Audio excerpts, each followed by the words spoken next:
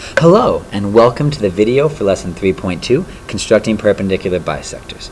Now I know how disappointing it must have been when 3.1 ended, the fun stopped, depression set in, but now you got another video tonight, 3.2, and the fun will continue. If you want to pause this screen, what you can see on the bottom is improving your visual thinking skills. This is actually a really tough visual thinking skill, so if you want to pause this, look at that, and if anyone who gets 1, 2, and 3 right in class from me will get a genius, genius, genius, because you'll deserve it. I'm going to move on, but in your notes I want you to write 3.2, constructing perpendicular bisectors.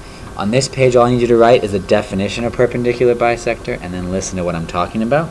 And the definition is a line or segment passing through the midpoint of a segment forming a right angle. And I know through is misspelled. It has a T on the end and it shouldn't. But all that means is that a perpendicular bisector cuts a segment in half and forms a 90-degree angle. It's perpendicular and it's a bisector. And if you look, you can see on the left drawing you have 3 different bisectors. Line L, line N, and line M. They are not perpendicular. These are just bisectors. Then we come over to the right side and we have 3 lines, but while they're perpendicular, they do not bisect line AB. And then at the bottom, here we have AB again, and we have line L, which is both perpendicular, and you know that because this sign means it's perpendicular, a 90-degree angle, and you have 2 congruent sides, which means it bisected it. So this bottom one is the only perpendicular bisector on this. But the main point is to construct the perpendicular bisector. So what we do is we get our compass, we put it on the edge, and we should label this. It is JK, because who doesn't like a good joke?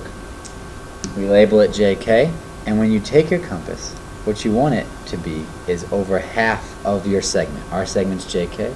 We want it to be over half of that. And then you're going to draw an arc that's using your compass. You're not going to move this radius. Okay? You're going to put your compass on the other side, and you're going to draw another arc.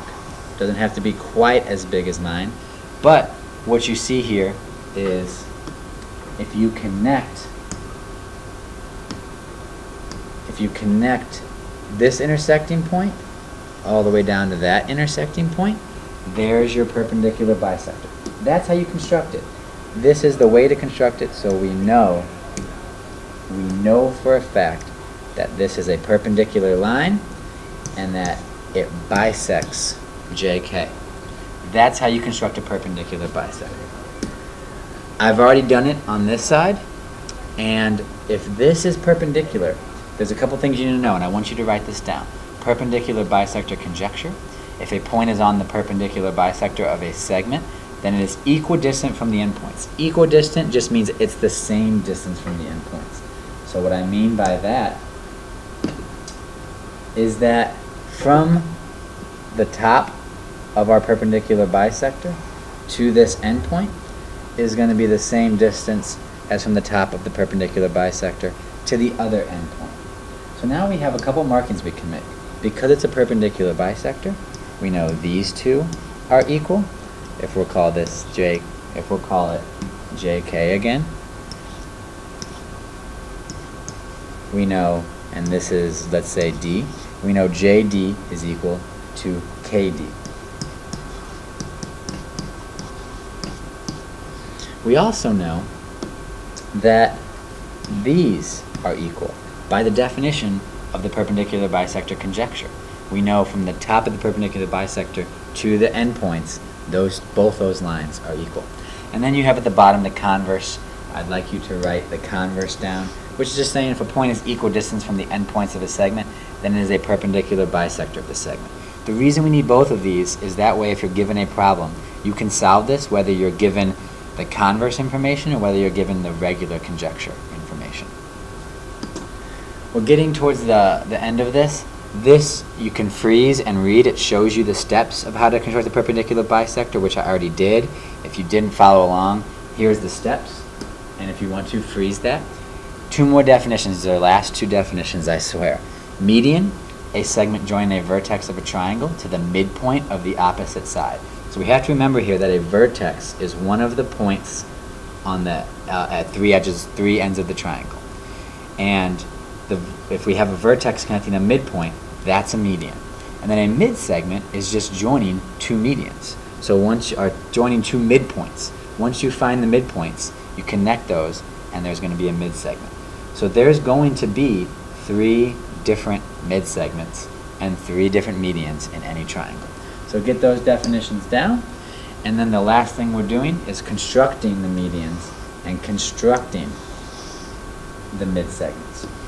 So we do the same thing we've been doing. To get the median, we know where our vertexes are.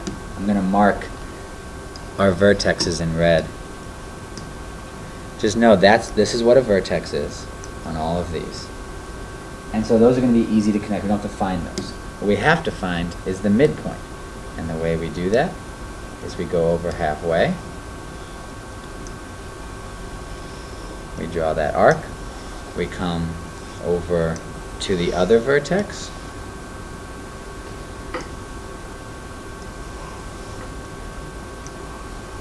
And we draw this arc.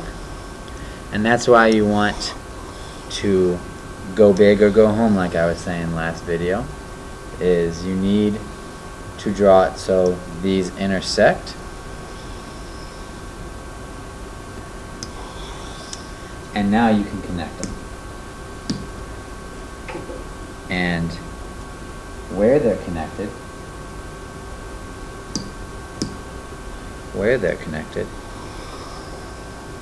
wherever it intersects the line, which in this case is right here, is going to be the midpoint.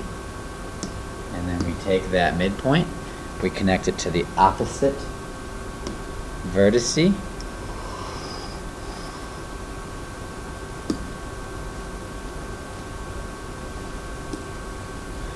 and that will be our median. That will be our median, the black line.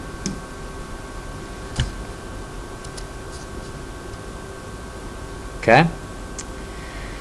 And then to do the mid-segment, you do the same thing to find the midpoints on D and F. And I'm not going to do this because I've shown you this twice. But let's say we found it, and these were our 2 midpoints. The mid-segment would be the line that connects those 2. That would be the mid-segment. Let's say these are our 3 midpoints. The mid-segments would form their own little triangle. Those 3 would be the mid-segments. They're not equal, they're not congruent. All we know is you find the midpoint of each side of the triangle, and when you connect 2 of the midpoints, that is a mid-segment. Thanks for watching. This is the end of today's assignment, and I hope you have a good night.